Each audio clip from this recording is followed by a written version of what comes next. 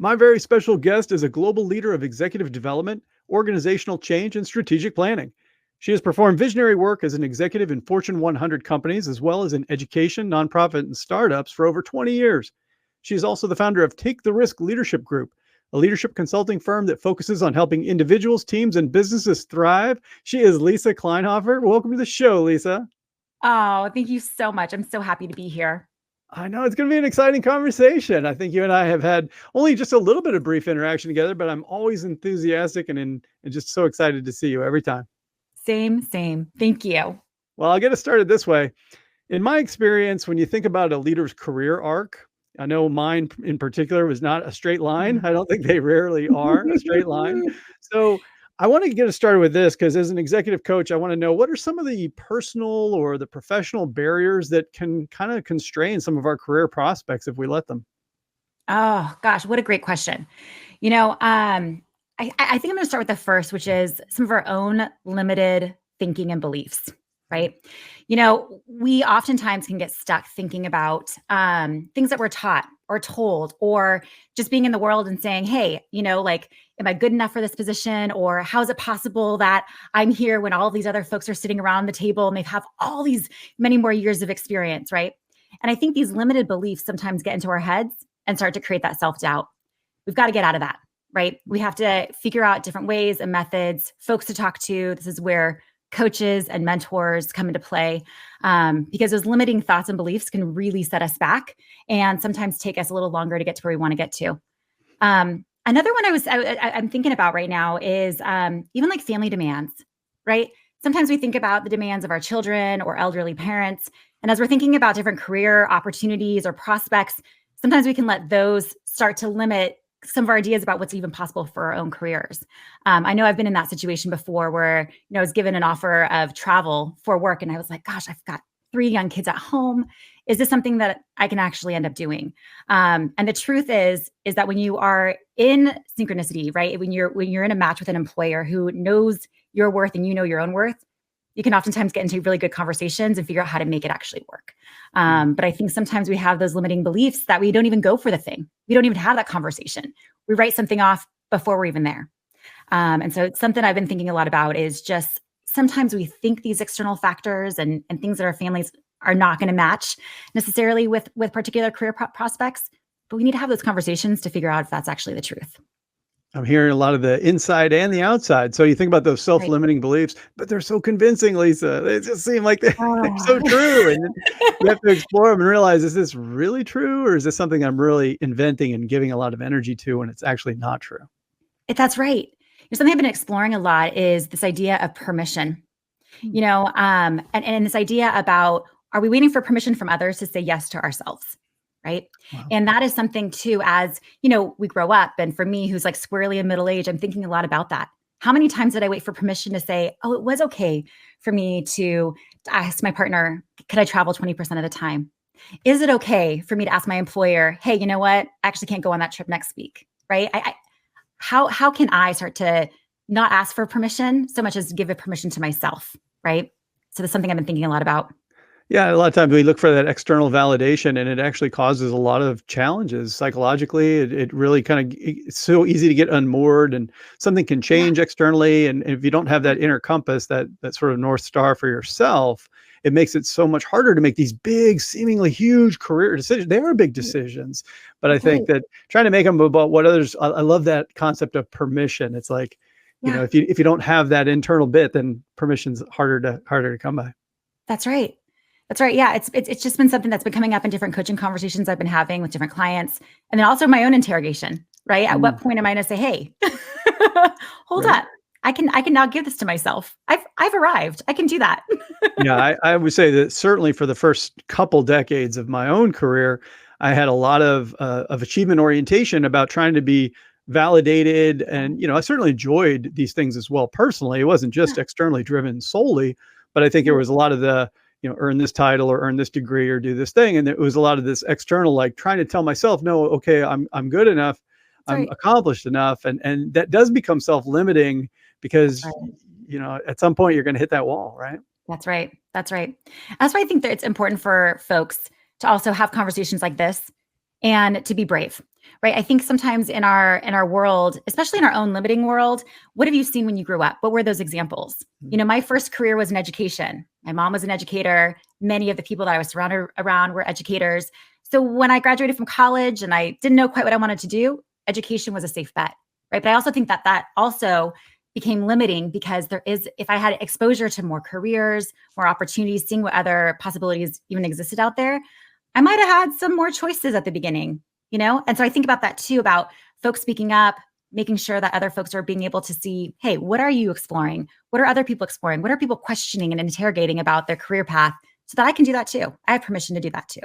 Yeah, I think a lot of people are afraid of making a mistake when it comes to choosing that next opportunity or perhaps a different type of career path. And in reality, we navigate and we evolve too. We That's right. change. I think a lot of times we put pressure on ourselves to say, well, I have to be super careful with this next decision. And yeah, you should be thoughtful, I would say. Sure. But then eventually, you're not Yeah, going to retire from the next company either, most likely, right? most likely. Yeah. There is this situation sometimes where either we've been at a place for a long time, or maybe something changes Yeah, in our life, or you just hit this pivotal point, like it's time to make a that's right. change. Let's say that I'm an executive, or maybe I'm in the middle of my career and I hit this point where I'm like, no, you know what? It is time. It's time for me to make change. Yeah. What's the first thing that I should do? Yeah. Gosh, that's a great question. So it's so important that we pause. We just stop, we pause. We need to go through the process of discernment. And I think sometimes there's a flashy new opportunity, or there's this moment that happens at work and it's like, I just got to figure out what I'm doing next. We got to stop, pause, and discern. And I think so much about that opportunity to just take that moment, take that beat. Discernment can happen in a number of different ways. But something that when I go back and I think about the first time I remember going through discernment, I was actually in high school and I was trying to decide on which college to go to. I had two great university options, both of them excellent. One was a huge university, excellent college in California, the other one a liberal arts college. And I remember when I got admitted, I had a week where I was just spiraling. I was leaving my biology class to talk to the college counselor. I called my mom and said, write a check to this university. The next day, did you mail it? Please, can you write a check to this other university? And I remember she sat me down on the couch and she said to me, and this lesson has stayed with me throughout my entire life. She said, I need you to stop. We're going to go through an exercise for the next hour. Would you close your eyes? I want you to envision yourself in 3 months. How are you feeling? Where are you? How do you envision your life? And then it was in a year. And then it was in 5 years. And then she said, okay, tomorrow you're going to pick the first university and you're going to pretend that that's where you're going. And you're going to go through the entire day and see how your body and your mind is responding to that decision. And then at the end of that day, we talked about it. I journaled about it. And then the following day, I did it for the opposite university. And the decision was so clear for me about what I needed to do because I stopped, right? Not all decisions are done in 2 days or in a week, but I knew that the decision on where I went to college was actually going to probably put me in a trajectory that was going to change my life, right? It was a big decision. And when I think about careers now, I find myself doing that same thing. When something comes up, when I know if I have a new opportunity or something's kind of bubbling up inside of me, I have to stop, I have to do some reflection, and I have to discern, and I have to take that time. I can't make that decision the next day. I need to hold it off and really go through that process of how does my mind, how's my body, how's my spirit responding to this? And is it really the right decision? Even if it's flashy, even if it's more money or in a wonderful location, or it's offering me something very cool, a great group of people, is it actually right for me at this time? And I need to make that decision for myself. Wow. Yeah. Your mom is amazing. She really is. The She really pause is. button and the exercise and the instruction in that moment, not to Yeah. just, be fed up with you and the vacillation, Yeah. but to actually reach you like that. As you're describing that story, I'm like, there are managers who don't do this, That's with their correct. people. It's That's unbelievable. correct. What an exercise. Yeah, yeah, and it's ingrained now in me, and this is and also conversations I have with folks. I'll even have a friend call up and say, "Hey, Lisa, I'm trying to figure out what to do," and it might not even be a big decision, or it might be like where to send my kid to school. And it's like, hold up, let's take a minute. And it is hard to pause in this world. It is hard. We are expected to make all these decisions all the time, and the world is changing faster than our brains and our bodies are really meant to do this. And yet, if we don't, we'll find ourselves, and I mean, like you said, we can always pause, we can always change, we can do something different. But there's something so powerful when we take those moments, especially at those pivotal times, we get to know ourselves better. We get to know we get more and more in tune with what we want for our lives, right? When we take that time. And the exercise really depressurized the situation a little bit. You weren't going to make a decision like right away that moment. Like Yeah. you've got an hour to figure this out. It's like, no, Right. let's give some space Yeah. here. And then the generative process of the journaling is so powerful when Yeah. you actually sat down and you almost took your life for a test drive, but you also journaled about it. There's a Yeah. process that goes on when you go through that type of Yeah. creative exercise, that writing. I can imagine as you're flipping back through those two journal entries and you're like, oh, night and day, right? Night and day, right? Night and day. And I still do that now. I have actually in my desk, I have a number of different journals here. And just recently, I actually went through to see what went on for the last 4 months. And I write every morning. And I write for about 10 minutes a day. It's just all the stuff that nobody really wants to hear me talk about. I get it out. But there are trends, right? There are trends, there are themes, there are things that I need to listen to that the noise of my day, my busy day, I don't pay attention to, right? Mhm. Yeah. It's Yeah. so true. Such Yeah. a healthy practice. I love that example. And you're sharing the example from, making a decision about college. And that got me thinking about this notion about how our career arc changes and we change Yeah. over time as well. That's And right. it might change and evolve from like early career professionals all the way to mid-career and Yeah. then maybe in later stages.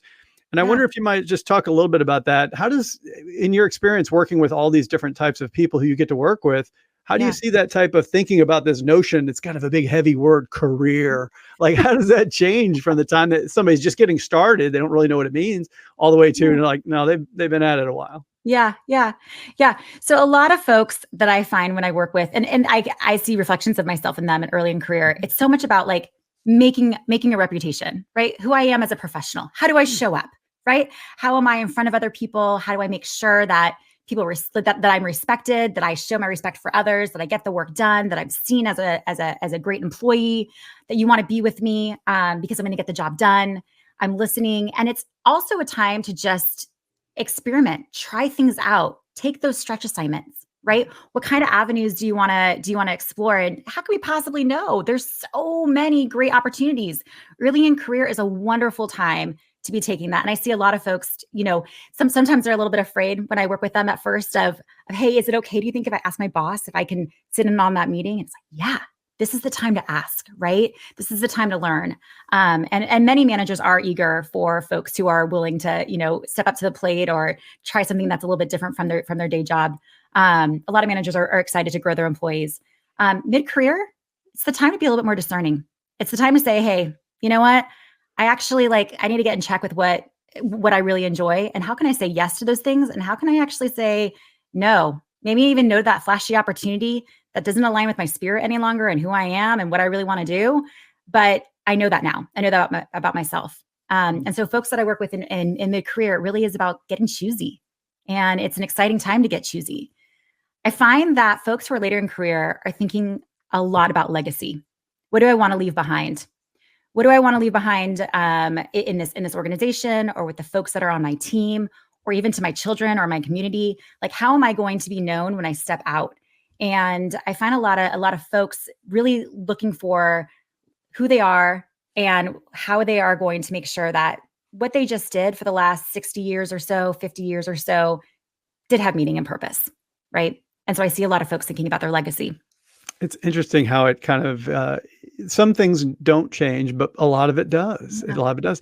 And as you're describing it, I don't know if I'm a ridiculous person. So I had this idea of like this buffet. And the first time Yes. you don't know what you like, you don't know what you're going to, so just try a whole bunch of stuff. And then when Yes. it's mid-career, you're like, okay, now I'm going to go back for seconds, but I'm not going to have Yeah. everything again. I'm going to go with the stuff that I know I like. And then Yeah.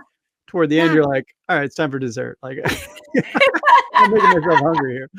But What do I want to leave behind? What do I not want to leave behind? What's not on the table anymore? it's You not know, on the table I anymore because I thought it was important to me, and it turns out that it wasn't. it And wasn't. that happened for me, Lisa, when it came to things like titles. Like titles aren't Right. as important as impact. And Right. the youngest me would have never understood that, right? Because I Correct. was wired totally differently in that way, in that case. That, that's exactly how I was. I mean, same thing. It was like you're in this job or you do this work and you try to rise as fast as you can. You do the best that you can. You get there. Wait a second. Am I still aligned? Am I still Mhm. do I want to be doing this? Is this going to work for 30 more years for me? Or look at this world, right? And look Yeah. what I actually enjoy doing. How can I make that into my next stage? Yeah. I think the other nice thing about sampling a lot of stuff is you have the chance to reflect and look back and be like, what is it that surprised you in terms of the energy and the Oh, excitement that you had? yeah. And maybe it was just like spreadsheets. I never thought I'd love spreadsheets, but who cares? And the point is like, great. I'm so glad that you tried that. And you probably wouldn't have That's predicted right. that unless you had tried it. So then Yeah. you just have so Yeah. much more material to work with when you get to mid-career. You do. It's a really special time. It's challenging in a lot Yeah. of ways, but special. It is. It is challenging if you listen, right? If you listen to yourself, if you allow yourself to do that pause. And that's where I got the clarity for myself that coaching and development, leadership development was really my passion. And it has been there with me since the beginning. When I talked about my college decisions, I actually chose the college that gave me a leadership scholarship. I remember thinking, why did they give me a leadership scholarship to go there? What did they see? Right. And then as I did some reflecting over the last 2 decades, especially that led me to today, I got my first coaching certification just 5 years into my first career, and I began coaching folks just 6 and 7 years into my education career. And it's always just been a part of my story. I just didn't take that time to really listen and refine until the Yeah. last few years. Yeah. Yeah, and it does. It takes that discernment you mentioned of getting quiet and looking back and Yeah. starting to kind of put yourself on the table, so to speak, but trying to remove a lot of the shoulds and the judgment and the Right. external bits and just kind of see what Yeah. really bubbles up from within. And if you don't have a lot of experience with that type of introspection, it can be a little bit unusual. It feels a little Yeah. clunky, but it Yeah. is so important. I like that a Yes. lot. Yeah. And some of what you're talking about here too is around alignment. So you got Yeah. aligned with this natural passion you had for coaching and for development and helping others in that way. But I know that from my own experience and from talking to countless leaders too, this notion of misalignment can cause a lot of Mm. challenges. And it's true both in our work lives and in our life lives. So my question for you and with all that you've seen is what are some things that we really need to make sure are aligned, right? And if we find that we're off alignment just a little bit, how do we kind of nudge these back into Right. place? That's right. Oh, what a great question to think about. In this world of work, so many things have changed. Mhm. So many things have changed in the last few years. Our workplaces are trying to decide: do we have folks back full time? Do we have folks in hybrid? Do we have folks remote? And you might think that one of those options is great. I'll tell you, for me, I was like, oh, remote. Let's be remote. That way I have flexibility. I need in-person connection. And I also thrive with my team and building relationships with my team. We go faster when we have times for meaningful in-person connection. And so I found myself even just in different positions at different stages of work over the last, actually I've been working remotely for almost about 10 years, but in different ways, and building in a hybrid kind of work environment so that I can have meaningful in-person connection, and meaningful in-person conversations and work cycles. And that fuels me, right? The times when I didn't get to see anybody outside of the pandemic, but like if I didn't get to see anybody, I could tell, like, I'm walking in my neighborhood. I go back to my computer screen. I'm not feeling the level of energy. I've also looked at my calendar and done some discernment over, okay, how have I set up my week? Why do I get to the end of Tuesday and I am drained? Oh, because all I've been in is conversations that are problem resolving or are routine. I didn't build in anything for a conversation around strategic alignment for our work, or I didn't build in any conversations around development, right? And so I went back through my calendar and said, okay, how can I change this? The ways that we work, and then also the content of what we work with, is so important for us to take stock of. And you talked about energy. We know when we take time out of our week to think about what brought us energy and what drained.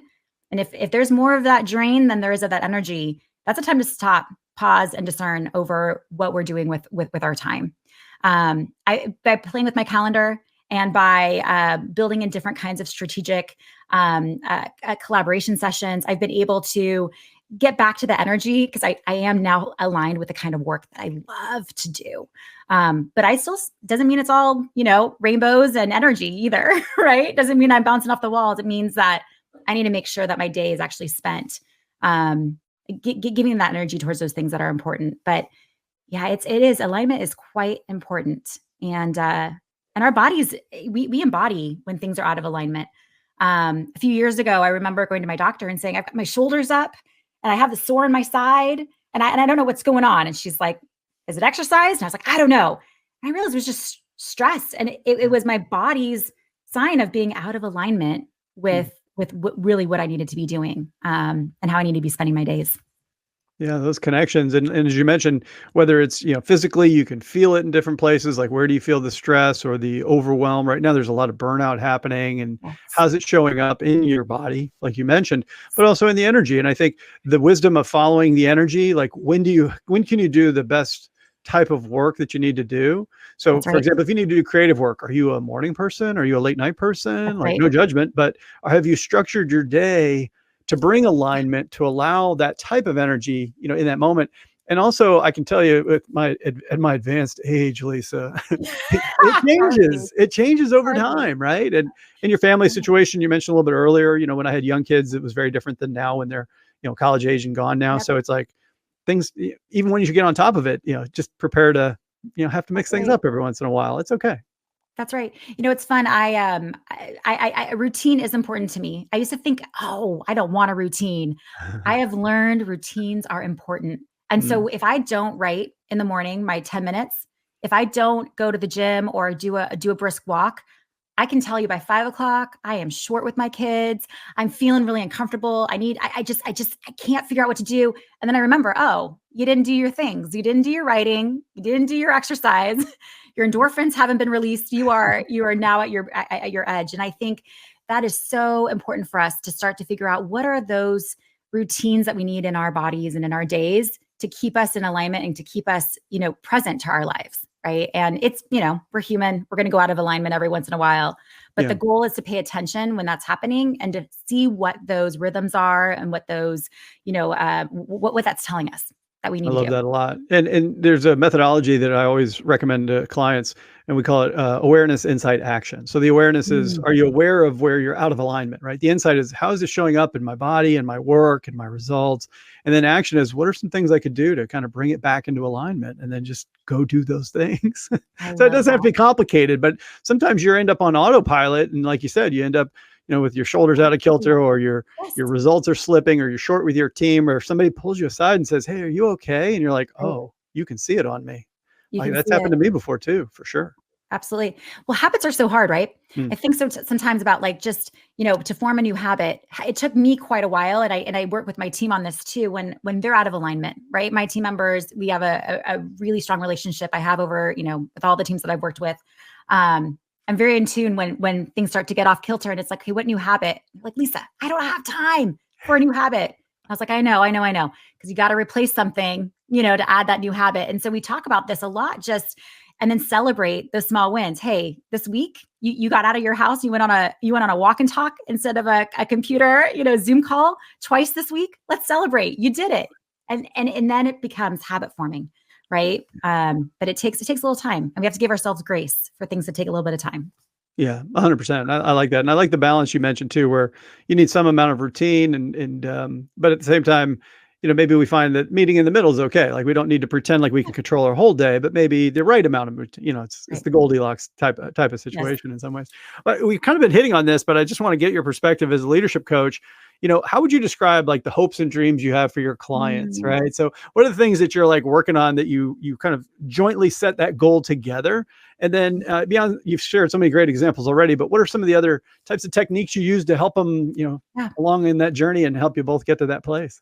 Yeah. Yeah. My goal in working with all my clients is that they get into the life of their dreams, right? Mm. Whatever that stuckness is, or that fear, or the thing that's keeping them back, whether it's an external factor or something internal that has been ingrained, it's getting rid of that so that they can step into the life of their dreams, whatever that looks like.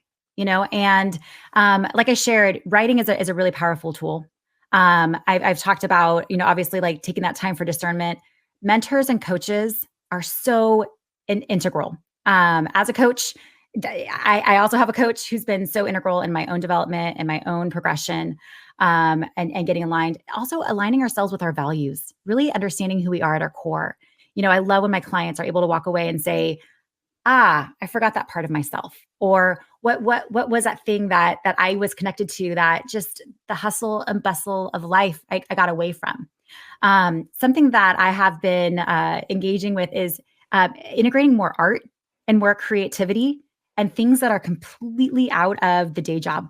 right, with my clients. And so what is, a paint by number that you can do at night? Or what is a little like date that you can take just yourself on out into the world that's exciting? Maybe it's discovering, a great pastry at a local coffee shop, or maybe it's walking around an art museum by yourself. But what is something that you can do that's outside of your day job? And how does that make you feel? And what is that evoking in you? And so taking ourselves out of our own environments, even if it's just for a half an hour or the luxury of an entire day or weekend, can also spark insights and also help us to get more connected to our core. Yeah, it's like the unexpected, the little bits. Those are so many great techniques. I love them. I love them. And I love the fact that you're trying to help them, embrace this life, this dream, the mentality. There's so many blockers that we experience along the way, and having a thoughtful coach is such an asset to be able to have. And I think for a lot of people that don't have a full-time coach, just being able to ask people around you a lot of questions too, like, how did I show up in that meeting? And there's so many great feedback. I teach a class at Boston College now around self-awareness, and it's shocking how little self-awareness we have sometimes. And a coach is a fabulous way of, I know we teach coaches, hold up a mirror. And it's a powerful technique to kind of say like, oh, really? You heard that in my commentary, or oh, I didn't realize that over our last couple conversations, this theme has kept coming up, but you're right. That's powerful. Yes, it is powerful. And I mean, like I said, I've been working with a coach for almost a year now, and it's been amazing to hear the things that I wasn't quite aware of, that it's like, oh, that's right. Okay. You're so close to it. It's like to have a coach in your corner is like so powerful. Oh my gosh. Yeah. It's just magic. Yeah. Well, I tell you, I wonder if you might indulge me, Lisa. I'm going to do something here. I've got this thing I've always wanted to do.